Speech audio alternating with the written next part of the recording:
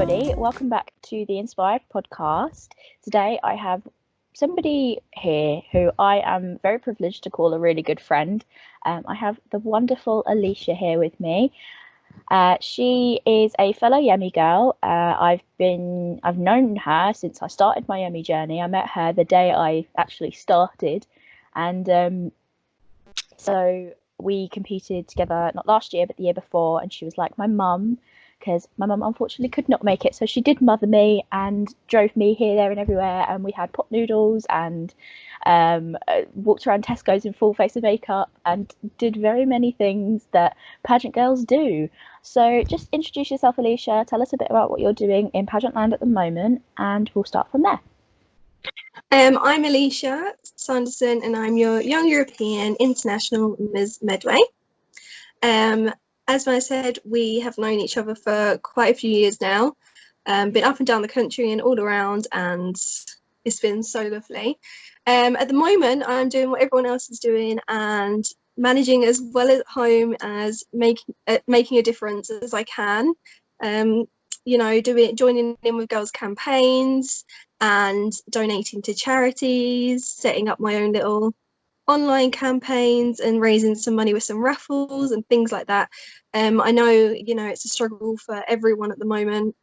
But yeah, doing as well as we can, and to be able to have a Skype calls with your dearests, that's the best thing. I think that everybody's trying to make their waves, and whether it is just joining in a campaign, or if you even are donating some money to charity, every little helps, as Tesco says. The brilliant thing about pageant land is we're also supportive of each other, and even though we can't physically attend events, girls will put £2 in here and £2 in there to make a difference, and that's really fantastic. As part of the Inspire podcast, I do want to talk a little bit about your story. Obviously, we've spent copious hours together, so I did get to know a lot about what you've gone through, your struggle with your health, and for me, part of the reason I've kind of stuck with you, or you're kind of stuck with me, it should be, is because you have been such a caring figure, and I think that is such an important thing that people take for granted, people that are caring. So tell us a little bit about where your kind of journey started and where everything changed for you. So everything changed for me in 2014. 2014 was actually the year of my first pageant. So I competed in Galaxy in 2014 in the Miss category. And it was shortly after that was in the February that year, I believe, or the early March, something like that, around that time. And then it becomes sort of, I believe it was May, June time, and I started struggling to breathe. Now I knew I had asthma, but this was more than that, I was getting so out of breath, even tying my shoelaces up, that I was fainting. My oxygen levels just weren't playing ball, and I thought, oh, something's not right here. And then contracted bilateral pneumonia. So once I'd gone in to the hospital for that, for a long, lengthy stay to get over that, intensive care, blah, blah, I got a consultant then. The consultant did some scans, didn't know what was going on, referred me to London. London asked them to do a different kind of scan. So they did that, and that's one that has nuclear medicine. I have to breathe it in, and then they can see more in depth the lungs, I guess. And I had a call the following day after my scan, and a consultant from London was like, oh, can you come down to London today? I was like, oh, not really, but that sounds quite concerning. They were like, okay, tomorrow. I was like, oh, okay, fine. So they called me in. Basically, I'm rambling, I'm sorry. And they were like, half your lungs dead, basically. We need to remove it. I was like, fucking fabulous. Lovely. And I want to say 18, 19. Then I was quite young. And I think it took a lot to process it mentally, more than physically, it was such a shock. Because before I'd started struggling to breathe, I was perfectly healthy. I was doing cheer. I was running a couple of miles a day at least. I had a six pack. I was incredibly fit and incredibly into my sports and everything like that. So that was such a challenge. From there, so I had the surgery in August 2014. I had the lung removal. Everything went well. The recovery, as you can probably imagine, was quite challenging post surgery. It was quite a big thing to get over. I think the main thing for me, I didn't realize how much everything else was going to change. So I thought, I have the surgery, have a bit of physio, and I'll snap back, and my life will be the same as it was. And I couldn't have been more wrong. The biopsies from the surgery revealed that I had a couple of different lung diseases. That I had congenital lobar emphysema in 2 of my lobes. I had something called Swyer-James syndrome, which is incredibly rare. I only know of myself in the UK and one girl in Ireland who I regularly talk to on Instagram. We found each other through Instagram, and it's amazing, who has that. I have something called bronchopulmonary aspergillosis. So the biopsies of the lung are basically green. So I've got like mold growing throughout my lungs, which is just lovely. And yeah, so I've got various different lung diseases. And I thought, everything will go back to normal, but it didn't. And then since then, I've been diagnosed. So I had a couple of recurrent miscarriages, to which I was diagnosed with. Well, originally I was diagnosed with lupus, so the autoimmune disease. Now they're saying that it might be something called antiphospholipid syndrome, which is very similar. It's an autoimmune disease, or it might be lupus and antiphospholipid syndrome. So obviously at the moment I've got no consultants appointments. So it's all a bit on hold at the moment. But I know basically I have an autoimmune disease, fibromyalgia, and then I have my lungs situation separately. Yeah, the thing that sucks about autoimmune diseases is that it's essentially your body trying to attack itself from the inside out. My mum has an autoimmune disease, which is why she has vitiligo, and that for her has meant that she's like, there are certain tasks which you take for granted. So, for example, she really struggles to cut up potatoes, and it's not because she doesn't want to, it's because the vitiligo on her knuckles is so sensitive to the starch or whatever it is in the potatoes that it actually starts stinging, and the act of cutting them really hurts. So it's just something that you think it's such a mindless task that you do when you're trying to make yourself some match or dinner or whatever, and it's now something that she can't do. So they do suck, and it's a real testament to how strong you are as a person that you've still fought this, and the fact that you were so young. Like, I couldn't imagine going rocking myself up to the hospital and them telling me that I needed half of my lungs removed. I genuinely, I wouldn't have been able to cope. So strong, you would cope. You have no. I have. I think that's the main thing. I do. I think I would find a way to. But for you, you also had your amazing husband Reese, which he wasn't married then. But you guys engaged. together, you're engaged, and to have somebody who loves you and cares for you in that way. As much as I've got my mum, I'm not going to marry her. That would be weird. But it's been a fantastic. It's been fantastic to actually get to know the struggle that you've had and that you had to go through, because that has made me a bit more aware of things. So, for example, I wasn't as aware of kind of how much autoimmune diseases do affect people's lives and badly. So, I've seen you in what you used to perceive as a lupus flare up before, when everybody thought it was lupus, and even times when it was just, even when people would genuinely think that you were just sit there and not do anything. You were still fighting, and you were still trying to do things and put a smile on my face and put a smile on everybody's face, because that's just the person that you are. And I'm really lucky to have somebody like you in my life. I mean, the day after I won, I don't think. right, the day after I won, this woman drove from her house, which is basically the other side of the M25, to my house, and we basically decided on that day that we were going to find her an outfit in my house and take her to an appearance back in Kent where she lives. So, you know, that's just how good of a friend Alicia is to me. And, you know, I'd consider you family at this point. You know, the fact that we've had to go into lockdown sucks. And, you know, I wish I could see you more. However, it's just the way that the way that life goes.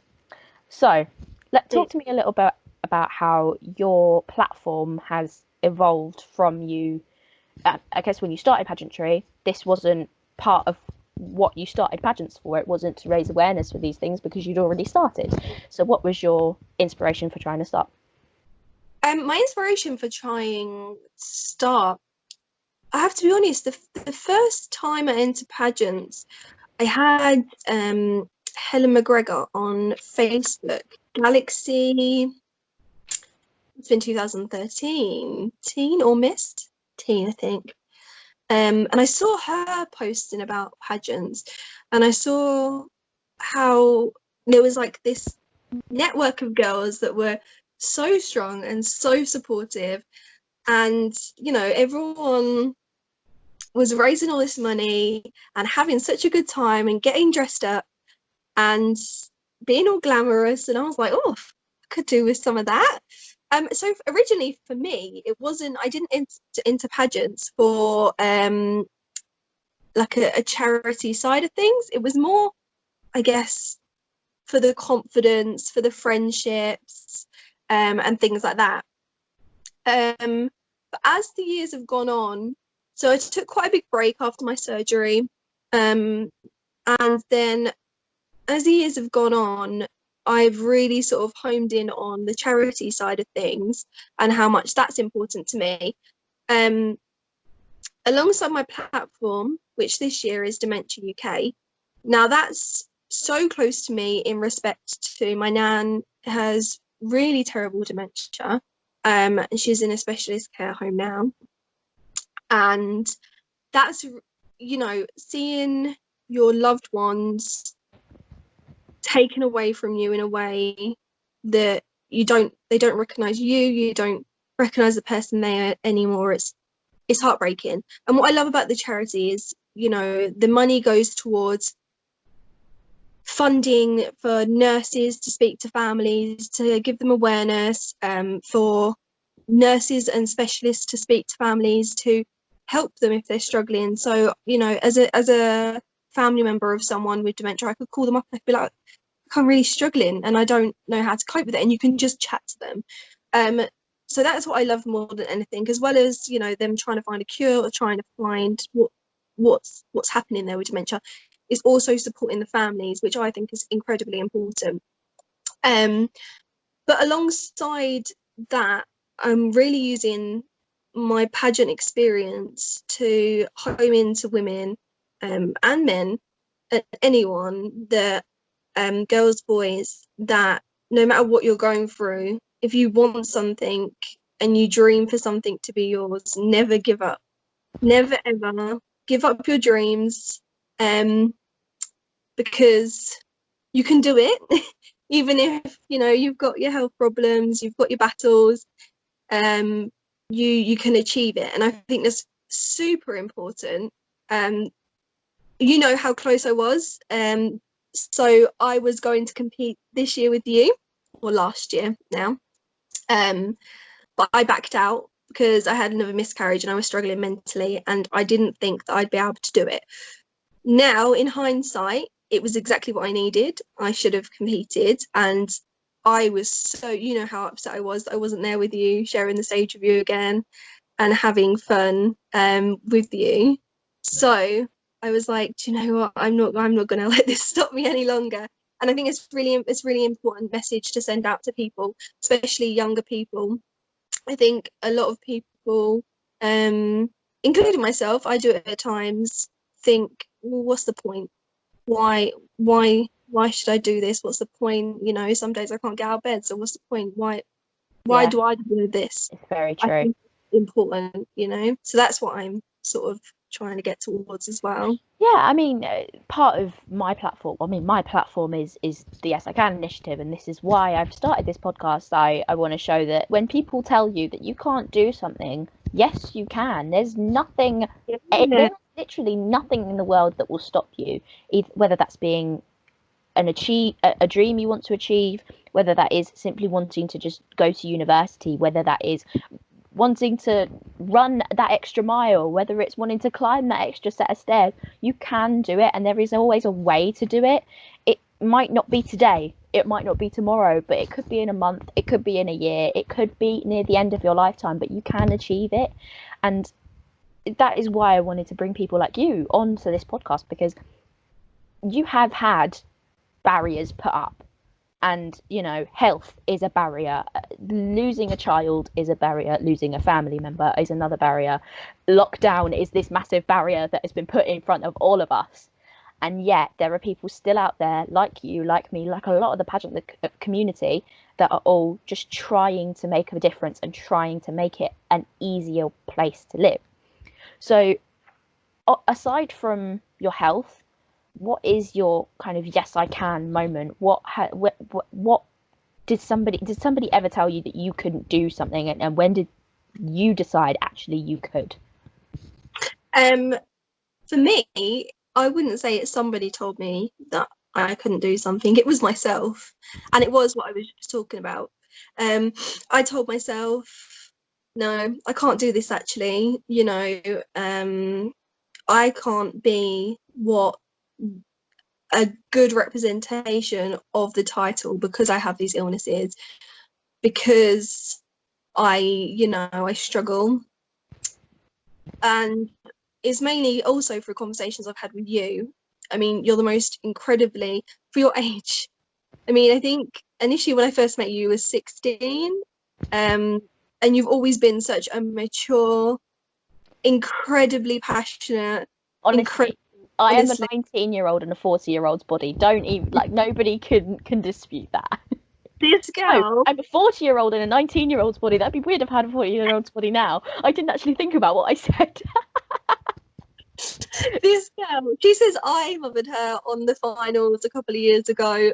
She was doing my ironing for me. She was pulling me together. It's a this girl, she was mothering me. Okay, let's be serious about that situation. But yeah, so I had a conversation with yourself and with Charlie and a couple of the other girls that are around me that are supporting me. And I thought, you know what? Yes, I can. And with YEMI, it's such an inclusive pageant. I mean, I've seen a girl at internationals in a wheelchair, YEMI. I've seen girls who are absolutely killing it on the European stage at YEMI, with disabilities and hidden disabilities and everything going on. And you know, I think, I mean, without this sounding like it's blowing my own trumpet, but yes, I can. I can be a girl to hold the crown. I truly now believe in myself. Just because I have illnesses, God ain't gonna stop me. I will keep fighting. I will get up, whether I'm ill or not. I had a flare pageant weekend 2 years ago. I was in the middle of a lupus flare. Then and I pushed through. I carried on, Literally. and I got through that weekend. I was in hospital afterwards, but I got through the weekend. And I remember we all got home, and you were like, I was like, oh, you're all right. Like, how are you feeling? You're like, yeah, I'm great. I'm just in hospital though. I'm like, what do you mean you're okay and you're in hospital? 7 hours. That's all right. It's all right. So I think that at the moment there are a lot of things that are going on in terms of lockdown, and I was talking to one of the other Yemi contestants earlier, Chanel, and her platform is to do with domestic abuse awareness, and for the children and the families going through domestic abuse. Is there anything that is going on at the moment in terms of corona, but not just the actual illness, that you think needs to be brought to the forefront? Because all we kind of see in the news is the death tolls and the people that have been infected, but there are so many other things that are going on in the background that are just being kind of silenced. So is there anything you want to bring to the forefront that you think people should be talking about? I think, like you said, we have the news. I personally lost, I mean, I know you had a horrible family loss, lost your grandmother for corona. I lost a grandfather from corona a couple of weeks ago. And so many people we know have lost loved ones from corona. As you said, you go on TV and all it is the death toll, how long we're going to be in lockdown, what, the financial state of the UK and Europe and the world. It's all very doom and gloom. I want to see a lot more positivity spread about what good things have been going on.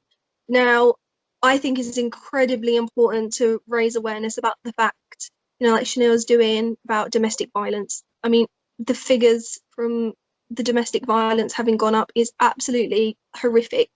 And it's just not worth thinking about child abuse either. Like, I just can't imagine poor women, poor men, poor children that are stuck indoors being abused. It's horrific. But what I have personally been doing is a campaign to spread a bit more positivity around. So I've been asking people to share free for however many points you want to do of positive things that you have brought out of the coronavirus pandemic and what you've been doing that's positive. Now that can be, for me, I've learned to make like 2 new dishes and I've mastered them. I'm kind of turning into like a little, I don't know, master chef over here. Um, I've spent more time with my husband. I mean, my husband's in the army. He's away a lot. This is probably the longest we've spent together in years. I'm not gonna lie. So we spent a lot more time together, and things like that. I've got jobs that I needed to do around the house. I've got it done. I've had time for me. I've had time to relax. I've had time to plan and focus. And it's very rare in today's world that we get that opportunity just to sit still and do things. Agreed. So for me, as well as raising awareness of all of the things that are going on, which is incredibly important, and I don't want to take away from that at all. For me, I'd love for more positivity to be spread throughout social media, the news even. There's just not enough positivity on the news. You could probably get one positive message a day about what's going on, and you've got teachers walking for miles and miles handing out lunches to children. You've got girls raising thousands of pounds of money. I mean, you've got captains on, bless him, raising millions for the NHS charity. There is so much positivity going on. Your neighbours are pulling together. I have neighbours dropping bread off and bananas off and knocking on the door constantly asking if I need anything. And it's bringing us together as a nation. And I think that that's not broadcasted enough at the moment. No, it's really not. And I've seen some fantastic acts of kindness that have been going on during lockdown. I mean, I've completely redone my room. I decided that I hated the way it was and I just wanted to change it. And it was the first time in what felt like years that I'd actually had time to sit down and sort through the copious amounts of trash I have in my room. To my house. I know. And my old bed had loads of storage, and I just didn't want to go through it because it just I couldn't. And obviously all the dumps are closed, so I was like, I don't know how I'm going to get rid of this bed. So I put up a post on my local my community has its own like local group. Put a post up basically saying, look, I don't want this bed anymore. It's perfect condition. Don't want any money for it. Just come and pick it up when you're free. And a lovely lady, she sent me a message. She was like, would I be able to take it off your hands? And I just gave her the bed for free because it was helping her out. And it's just one little act of kindness that's probably changed the little girl who it's for. That's probably made her day. It's made the mum's day. It's made the family's day. And it's just something that's so cute. And it's just a good thing to kind of do. It's just, and I've seen people, my boss, because we've had to shut work down, we actually closed on the day that my grandma passed away. And so I was down in the hospital. I was in the house sorting last minute bits out. And when I got home, she dropped a box of like all the sandwiches and cakes and stuff that we've obviously had to take home because we can't sell them. And it was just that she just sent me a little message. She was like, I hope this is like isn't going to measure up to the fact that you've lost a family member, but I hope it helps. Like I hope it's something you'll enjoy. And my stepdad very much enjoyed the carrot cake, I can tell you that. And I definitely enjoyed the chocolate cake, but it was just a simple act of kindness. And there are so many great things. I mean, the whole road gets together every Thursday for the NHS, and we do our clap at 8 o'clock. And there's somebody DJing across the road. It's great. It's like a little party, but all at 2 meters because we've got to stay socially distanced. And you know, it's there is a lot of negativity going around at the moment, but there should be more positivity. And I think there are so many people are learning to do new skills. Like you said, you've learned how to cook 2 new dishes. Personally, I've learned that I know how to clean my bedroom properly. You know, it's little things, but they're things. Yeah, definitely achievements, and that's so important. Yeah. So I think that, you know, at the moment we're all a little bit feeling loads of different emotions. Some people are using lockdown to kind of, you know, change something. Some people are using it to get more fit. I'm definitely not. I know I've eaten a lot of cake, I've eaten a lot of biscuits, and I've enjoyed my cake and my biscuits, so I'm happy. However, what is something that you're doing at the moment with your platform that you think the pageant girls can get involved with? Have you got anything kind of in the process? Any campaigns that girls could get involved with? Yes. So as I was saying, at the moment, I've got the campaign where I would love to flood Facebook, Instagram, social media with all positive things. I would love girls to get involved in that. You can either drop me a message or on my Facebook wall, I've got it there, and a couple of people have been sharing it around. So that's so lovely. As far as things for Dementia UK, although it's still so important to be raising money, I was very fortunate just before lockdown. I did a big fundraiser for them in the form of a cake sale and raised £200. I had so many plans. You know, I had a disco for the local children and everything planned. Obviously, that's not been able to go ahead. And whilst it's still important, and I will be doing a fundraiser for them, I think it's equally as important at the moment to be raising awareness and money for the NHS Together's charity. I think whilst we should still be supporting the charities that we are wanting to represent and raise money for, it is so important at the moment for that NHS charity to be in place. They're doing amazing things. My two sisters are nurses, and I know that some of their colleagues have had it funded through that for them to be able to stay in a hotel instead of taking it back to their children, taking the worry and the possibility of transferring it to their children, their families. I think it's an incredibly good charity. So I have quite a few things coming up, hopefully to raise money for NHS Together's charity, but equally, I do want to raise money for Dementia UK still. I'm hoping towards the end of the year I can have my events that I have planned for Dementia UK as well. But keep an eye out on social media because I will be doing various things, various raffles, and I do love a good old raffle. Well, So do I. We all love a good old raffle. A pageant girl and a raffle, they go hand in hand. If there's not a raffle at a pageant event, people start looking around like, where can I put my £2 and get my bottle of wine? Where can I get it? No. It's genuinely, where was I that my table just kept winning on the raffle? I think it must have been Catwalk Perfect when I first met Hannah Golding, and I was sat on a table with her and Georgia and Sherry and obviously my mum, and they'd all got like 40 raffle tickets, and they just kept winning and winning and winning. And the table was full of chocolate and full of like little bottles, and it was great. It was fantastic. And those girls, the Wiltshire Beauty Queens, they are something. If you get a minute with the Wiltshire Beauty Queens, you will be in fit of Of kids. You laugh. will be Yeah. laughing. They are so much fun, and it's a real testament to why they're all such good friends. You know, they're all really supportive of each other. They will troop up together to watch each other and to support each other, and you know that's a great thing to have in pageantry. So, Yeah. is there anybody that you would like to shout out on the podcast? So, aside from you, Can't shout me out. I would like to shout out a couple of people who have been helping me out along the way. So Charlie Stevenson, who I know is going through so much at the moment, with her upcoming wedding and all the stresses of Corona around that. And she is at the moment considering to compete in another pageant, which I just think is incredible. You should, girl. You go I do think it. she should as well. I've already told her she needs to do it. I know. Honestly, she really, really should.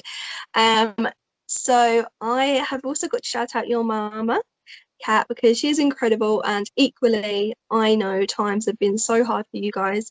And I just think it's so important that you both know how much of a big, big, big, big part you play in this community. And we're so lucky to have, everybody is so lucky to have you two. You two go hand in hand. It's bizarre. I don't think I've ever met a mother-daughter duo that is so close and that share everything the way you two do. And I just think it's incredible. So I send in so much love to you two, so much support. Another person would be Callie. Callie does help me a lot with, prep. And she has been good, like messaging and helping me plan outfits, etc., etc. And yeah, just everyone who really has supported me, family, friends. I'd like to thank my mum. No, I'm Yeah, joking. why not? But yeah, no, I just think it's incredible. I think everybody should be shouted out, to be honest. Everyone's strength and light through this hard time has been insane. Every single pageant girl, the way that we're all supporting each other is insane. So thank you. Oh, well, we thank you for being so amazing. So, finally, I do just want to talk a little bit about YEMI, about what you have, what are you excited for? You've had a year out of the YEMI stage, but you've also had, the time to prepare. Have you got any of your outfits ready? Talk to me about YEMI prep. So you probably know I'm the most unorganized person when it comes to outfits. Last minute Sally here is probably a true thing to say. I have an idea for my evening wear. I know I sent that to you. I just need to save up the money now. And I know what I'm doing for my fashion wear. Red, white, and blue. I have no idea yet. It's so hard when you loved your outfits from the previous year so much. It is so hard to find others that I honestly, I think if you re-wore your red, white, and blue, but just changed it up a little bit, got a different um, belt, maybe just added something to it, it would still be as banging as it was the first time. And because you've yeah, had the year out, it doesn't really matter as much. It's not exactly. like you're going the same year on the. Yeah, I know. Oh my God, it is, isn't it? Oh yeah. I've not worn it. I've not worn it until today since 2007, 2018. 2018. Yeah, and so is there any round that you're definitely looking forward to? I am looking forward to fashion because I just love to express myself, and I think most girls are the same. Although evening's nice, it's slow, and it's lovely, I think fashion is definitely a time to shine. Equally, I'm looking forward to interview this year. I wasn't before. I was super nervous. I feel a lot more collected about it now, and I can't wait to hopefully show them what I got, I guess, and meet the judges and just get across me. I think is really important. Um, I'm just looking forward to the whole weekend, and I know that sounds really cliche. Excuse me, itchy nose. Really, I know it sounds really, oh, can't really say the whole weekend. With YEMI, it's an incredible weekend. You've got the pajama party the night before, the day before. You get to meet everyone, you get to play games, you get to eat sweets, you get to eat donuts, you get to eat cake, you get to drink mocktails and have a laugh and and get to meet each other and give each other gifts. And It's just incredible. Get some amazing pictures, and the memories from the pajama party are just insane. Um, I've been so lucky to get to know quite a few girls already from this year, quite a few girls from my category as well. This year I am competing in the Ms category rather than the Mrs. We don't have a Mrs category at the moment, so I'll be competing in the Ms. Shameless pun there. If you are Mrs., if you're married, come and join the family because it is incredible and you'll have the best time. And not just if you're married. I mean, anyone who's considering entering YEMI, please do. It's incredible. Agree. Yeah, but I'm just looking forward to seeing everyone, getting to spend the weekend with you, seeing you shine on stage in that crown. Don't. Um, I'm going to be incredibly emotional when you hand over. I don't think I'll be able to control myself. So, Jayanne, if you want to do the handovers after the crowning of the new people, that would be fabulous because then I won't have makeup all down my face. Thank you.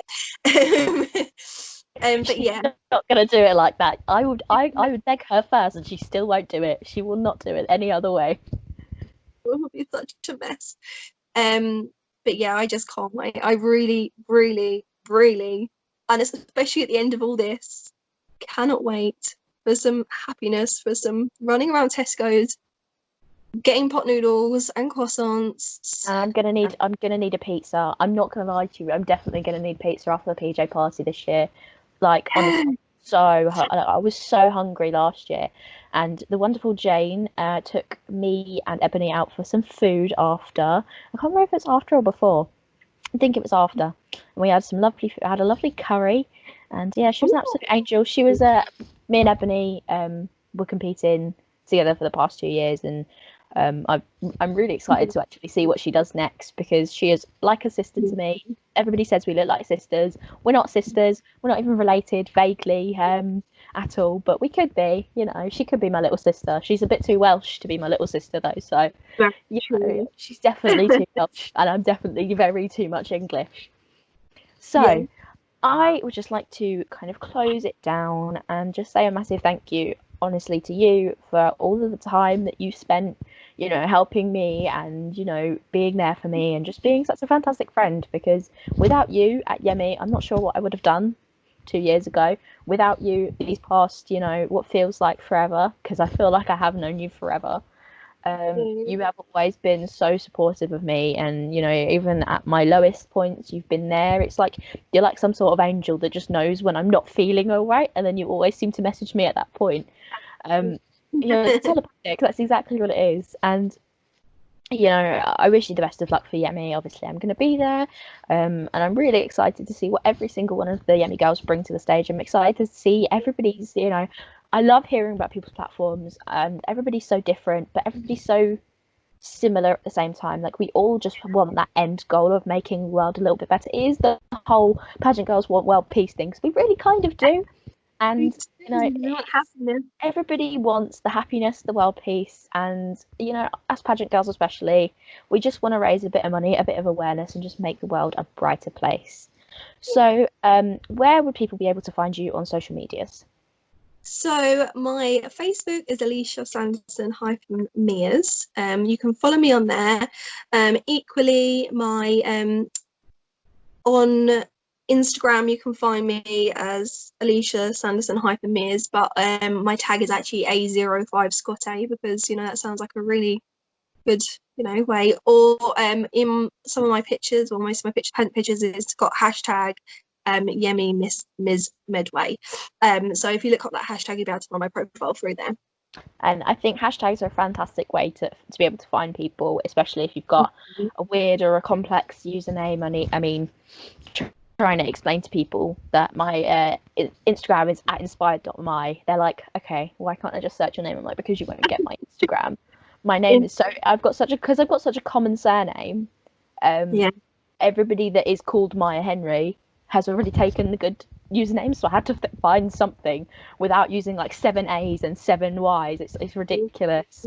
But thank you so much for coming in and chatting to me. I mean, I know we'll probably chat for ages after this about everything anyway, but Yeah. just to be able to have a few moments of your time to talk about your story and to talk about how inspiring you are to a lot of people. And I really hope people do take your message away from this because you have such a fantastic story, and you do show just personal growth, and I just love you so much, and I wish I could hug you right now, so I'm gonna give you a little virtual hug.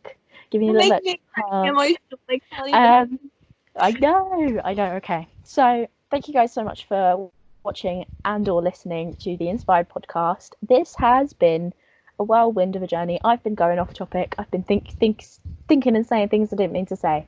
However, I hope you guys have enjoyed, and I hope you do join in next time. And hopefully you have been watching. If you haven't been, we have the new series of the Inspired Bites, which are just our normal podcasts, but a little bit shorter. So stay tuned for some Inspired Bites. I've got some amazing people coming up your way with some really inspiring stories. So please do listen in. Have a wonderful rest of your day, rest of your week, rest of your weekend, whenever you're listening to this. Peace, love, and positivity, and I'll see you in the next one. Bye bye.